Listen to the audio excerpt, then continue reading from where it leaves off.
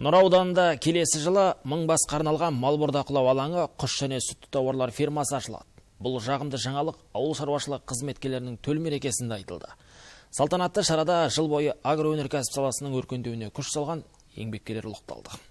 Нұра ауданы астықты аймақ атанып төрттіліктің пайдасын кәдеге жаратқан өңір. Мұны ұйымдастырылған ең үздік тауар өндірушілердің көрмесінен көруге болады.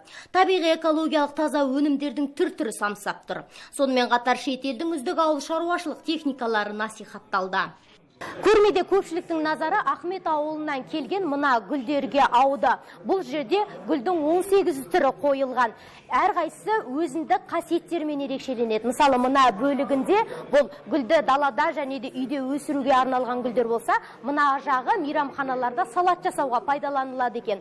Арасында мынау кислица деген гүлдің ерекшелігі, қазір жапырақтары төмен түсіп тұрса, күн сәулесі түскен кезде үстіне бұл жапырақтар жайқалады екен. Бұл табиғаттың бір тылсым дүниесі болса керек. Биыл аудандағы өндірілген ауыл шаруашылық өнімінің жалпы бағасы 26 миллиард теңгеден асады. Мұнда 5 инвестициялық жоба жүзеге асқан. Нәтижесінде аймақта бидай тазалайтын орталық, 2000 тонна өнім сақтайтын қойма және жаңа жылыжай мен құс фермасы ашылды. Жылдың қорытындысы бойынша Қайнар жауапкершілігі шектеулі серіктестік мал басын асылдандыруда облыстағы ең үздік шаруашылық атанса, Шахтер жауапкершілігі шектеулі серіктестік агроөнеркәсіп кешеніне инвестиция тартатын көшбасшы кәсіпорын деп танылды. Ауыл біздің алтын тамырымыз, қасиетті бесігіміз десек, бүгінгі күні тәуелсіздік отанымыздың кемел келешегіне аянбай өз үлесін қосып, жалынды жігермен ауыл шаруашылығында еңбек етіп жүрген азаматтардың әлеуметтік мәселелері шешіп келеді. Салтанатты жиында ауыл еңсесінің өсуіне өлшеусіз үлес қосып жүрген еңбеккерлер ұлықталды. Соның бірі Жанбөбек ауылындағы жас кәсіпкер Айдын Ахметов.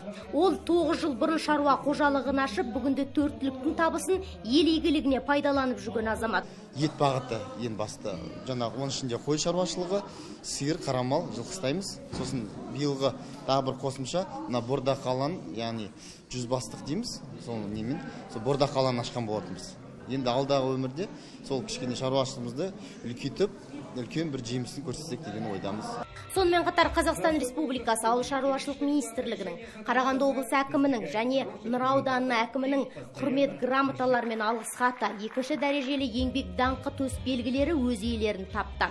Марапаттар дала төсінің тарландары, агроном мен шопан, механизатор мен сауыншы тәрізді толайым тірлік тындырған еңбек адамдарына берілді. Сахнада шырқалған патриоттық әндер мен театрландырылған көріністер қыр еңбеккерлерінің құрметіне бағытталды.